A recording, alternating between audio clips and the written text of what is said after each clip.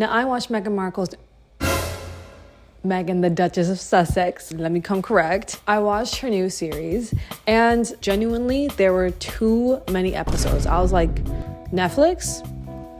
Three max is all we needed. Not even, to be honest. When I started the first episode and Meghan was prepping these bath salts for her friend, I was like, okay, cool. And then she was like, well, these are gonna come with me back to my house. And I was like, oh, so we're not in your house. Okay. So when do we go? When do we get to see your house? Like, when do we get to come? Like, I was genuinely anticipating going to her house. It's supposed to be a show where she is bringing us into her personal life and giving us tips on cooking and lifestyle and giving us a glimpse into her life and her personality a little bit more. And yet, we're not even in her house. Realizing that she was shooting in a rental where everything was set up for her just ended up feeling like we were just watching her play pretend and we weren't actually engaging with Meghan and her personal life. Shows of this nature are supposed to feel personable. You're supposed to welcome the audience into your life a little bit and show them how you do things. Obviously, a level of it is always performative. A level of it is always staged, but still you can really get the feel of being with somebody and following their daily life or following what they're doing for the day and getting a glimpse of who they are when the doors are closed. But in this show, it just felt like the entire time Meghan was on a stage putting on an act for us that wasn't even entertaining. In the show, I constantly felt like she was over-explaining very simple things to the audience and telling us very little about who she really is. Her guards were up the entire time, and that completely defeats the purpose of her little show. She's cooking these meals that are so simple, like so simple. And yet she's explaining them to us as if she's explaining something new. And at first I thought she was just kind of showing us like the cute little things that she does. You can be the type of person that likes to make things easy. You can be the type of person that cooks simple meals. Like that is not the issue. But if you're going to explain these really simple recipes that we can find on Google in 2 seconds as if they're complicated and unique, you're just going to end up looking a little goofy. And that's exactly how I felt. At first I thought she was truly just showing us that this is what she likes to make because it's easy and it's simple. This is what she's prepping, just bringing us along in her day-to-day. And then come to find out she's genuinely giving us some tips. And I was like, baby, like, what I would have loved to see in this show is Meghan actually invite us into her life. If you're not comfortable with us seeing your house and where you genuinely reside and would typically be doing these things, then maybe this is the kind of show that's just not meant for you, because otherwise it feels very fake. I wish she told us a little bit more about herself and her personal life, and I also wish she engaged with her guest a lot more. I just feel like the conversations that she was having, especially with her friends that were coming on the show, as very flat. They just tell her how great she is and how special these meals are. And it's nothing complicated. Like, I understand wanting to hype up and praise your friend, but let's be for real. When you bring your friend over, you guys are having natural conversations. The entire conversation isn't just, I love it when you just get in the kitchen and do your thing. I feel like that's when I really see you. Like, that's not how you talk to your friends on a regular basis. Like, if I'm seeing my friends and they're over, we're cracking jokes, we're calling memories, we're talking about what's going on in our lives right now. The one friend that she had that I felt like was genuinely herself and brought her personality to the show is her friend Abby. Abby was actually cracking jokes, smiling and laughing. The issue with Meghan is that she tries so hard to be relatable. She tries so hard to be someone that us regular people can see ourselves in, and yet she doesn't want us to get too close. She doesn't want us to get too comfortable. And she makes that very evident in that one clip that's gone viral on social media where Mindy Kaling is trying to be funny and she goes, I don't think the crowd knows that Meghan Markle likes Cracker Barrel or whatever it is. And then Meghan responds, oh, so passive aggressively. It's so funny that you call me Meghan Markle because you know I'm Sussex, right? Oh,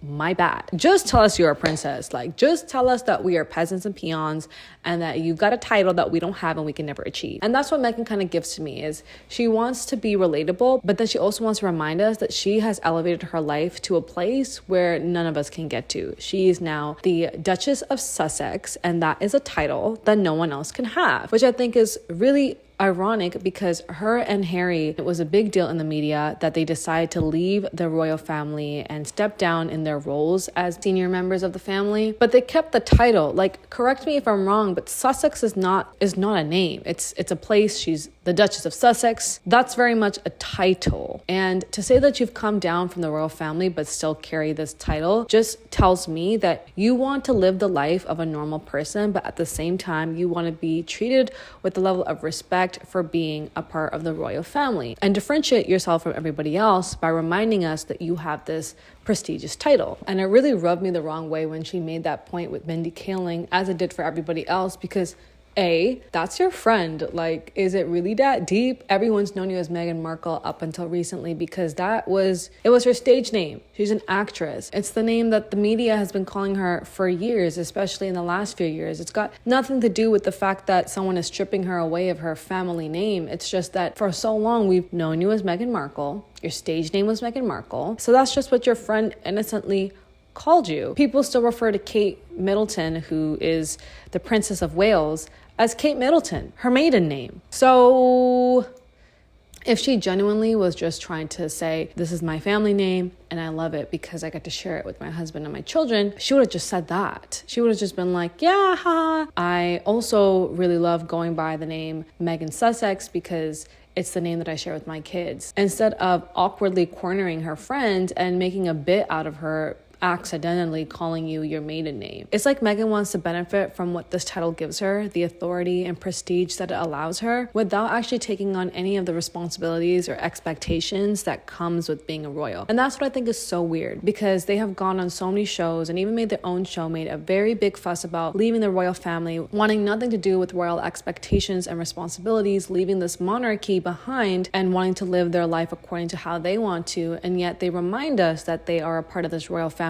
when it works in their benefit. She reminds us when we try to get to know her a little bit better, when we try to relate to her. Mindy Kaling is trying to give her this moment to be relatable for the audience, and then she takes that opportunity to remind us that she's a Sussex, that she's the Duchess of Sussex. So what do you want? Do you want us to treat you like you're different and you're somebody of the royal family, or do you want us to treat you like an everyday average person? What do you want? What's the narrative that you're running with here, babes? You know, this might be controversial, but I think that she really uses her racial ambiguity when it comes to her benefit. And that is something that I don't like coming from anybody. I'll speak in terms of my community. When I'm, meeting somebody that's also brown, but maybe they're half brown and half white, and they're much more racially ambiguous, we already know off the top of the bat that my experience as an unambiguous brown woman, a woman of color, is not going to be the same as someone who is racially ambiguous, even if we share the same background. And that's the thing with Meghan is, yes, she's half white and half black, and her half black side is very important, and no one can strip her of that identity, but she is physically very racially ambiguous. I actually didn't know that Meghan Markle was half black until she mentioned it. I find the way that Meghan engages with her ethnic background very ingenuine. She only seems to talk about her identity as a biracial woman when she's talking about the discrimination that she faces, but then otherwise she doesn't refer to it at all. She doesn't tell us anything else about her culture or her upbringing as a black woman or a half black woman. And I don't think she needs to make a point about her being black just because she's half black, but she definitely makes a point about it when it comes to the injustices that she faces. But then she never talks about the fact that women who are not racially ambiguous, that are also black, face a much different kind of discrimination because they are not racially ambiguous. She just kind of victimizes herself, but doesn't make that an opportunity to talk about the injustices that her race faces as a whole. The intentions there don't seem right. I want to quickly take a moment here to say that I'm not a hater of Meghan Markle's. I actually don't think much about her at all. I have heard the tabloids and all of it, but I don't really perceive celebrities unless they do something that I think we can take a learning lesson from. I do understand why people might not like her or might feel iffy about her, but there are celebrities who have done worse. There are people who have worse scandals out there who are not getting nearly half the amount of hate that Meghan Markle gets. I don't think she's deserving of that kind of hate. That's just something that I've been noticing, is a part of the criticism that she's been getting is just also a whole lot of hate. And that's not the bandwagon that I'm trying to join.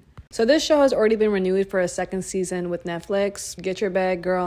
Go get your money. But I will say that if Meghan wants the show to get better ratings, not just from the critics, but also from people in general, I think she should really take the guards down. I think she should really just come as herself and allow us to see more of her personality as who she really is. But anyways, thank you guys so much for watching. If you have not subscribed already, what is you doing, bruv? Make sure you go and do that. And I will see you guys in my next video.